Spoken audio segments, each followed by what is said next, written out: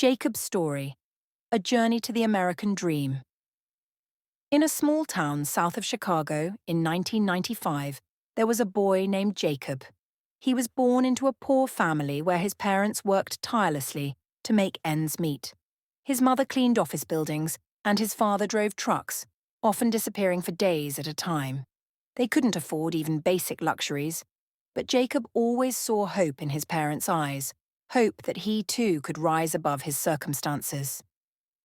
After school each day, Jacob would help his mom with cleaning, then do his homework by candlelight, because their home often lacked electricity. His biggest dream was to become an engineer, but that dream seemed impossible. He spent his free time reading books, even though he was exhausted from his long days. When you work this hard, you start to understand. It's only temporary. My goal is to give you more, son, his dad would often say when he returned home late, smelling of gasoline and rain. As a teenager, Jacob got a job at the local coffee shop, washing dishes and assisting baristas for $3 an hour. He was small, one of the youngest workers, but he never complained about the tough job. Every free moment he would read his math textbooks, which he kept hidden in his bag. He studied algebra, geometry, physics, dreaming that one day he would learn how to build machines and technologies that could change the world. But as high school came to a close, Jacob realized that his dream of college was slipping further away. His family couldn't afford tuition, and without scholarships or financial aid, the possibility of a higher education seemed out of reach. But then, one encounter changed everything. While visiting the library, Jacob saw a notice about scholarships for students from low-income families. He decided this was his chance. He spent weeks writing an essay, telling the story of his struggle for an education, and sent in his application for the scholarship. A month later, he received a letter. It turned out he had been awarded a full scholarship to one of the best technical universities in the country. Jacob couldn't believe it. He cried sitting on their old couch as his mom hugged him. And together, they understood this moment had changed everything. "You're a real hero, Jacob. You found a way. I'm so proud of you," his mum said, her eyes filled with tears. College was a whole new world for Jacob. The first lecture, the first challenges, it was tough to adjust. But he never gave up. For 4 years, Jacob worked late into the night, often turning in assignments at the last minute without time for fun or rest. His relationships with other students were strained, as most of them couldn't understand what he had been through. But every time he remembered his family and his dreams, it fueled him. Graduation day was the culmination of all his hard work. Jacob stood on stage receiving his diploma, feeling that all those years of struggle had finally paid off. His parents, full of pride and tears, applauded from their seats. After graduation, Jacob landed a job at a leading engineering firm.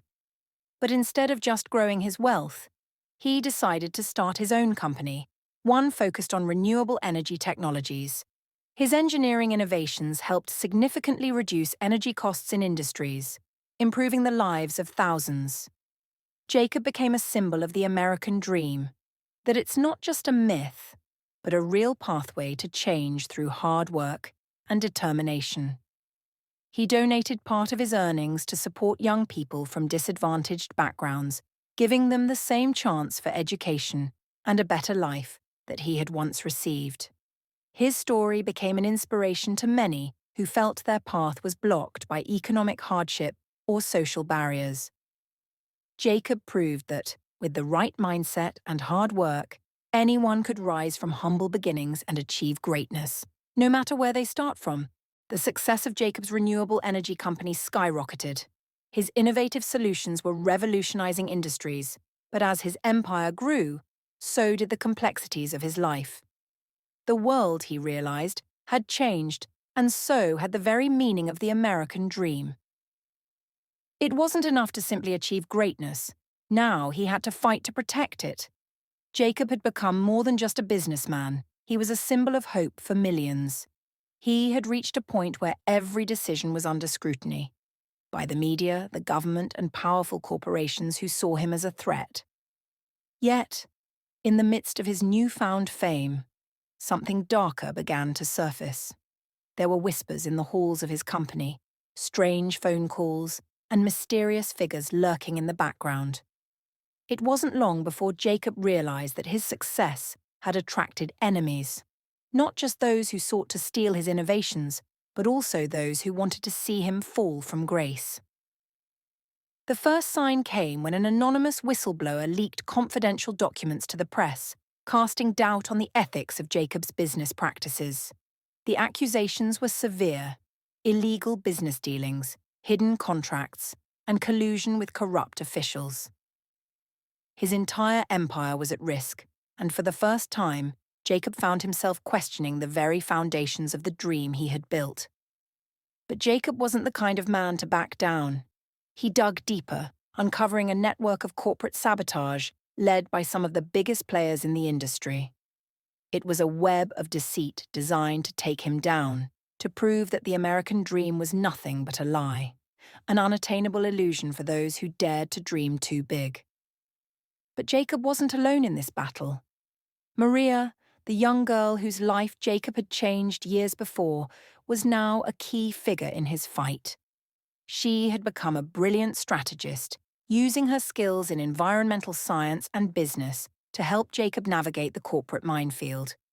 Together they began to unravel the conspiracy, but with each piece of the puzzle, the stakes grew higher. One evening, Jacob was confronted in his office by a shadowy figure, someone he never expected.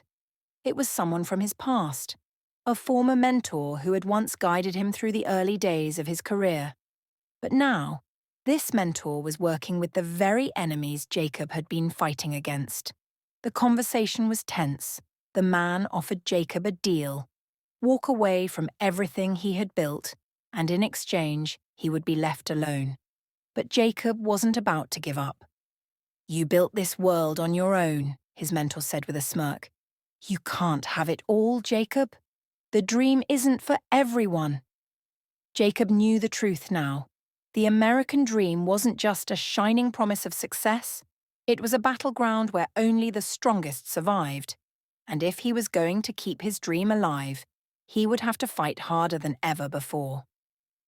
In the final showdown, Jacob and Maria exposed the corruption, exposing the corporate giants and politicians behind the scheme. But the cost was steep. Jacob lost allies, faced public scandal, and had to rebuild his company from the ground up. But through it all, he learned that the American dream wasn't just about reaching the top. It was about how far you were willing to go to protect what you believed in.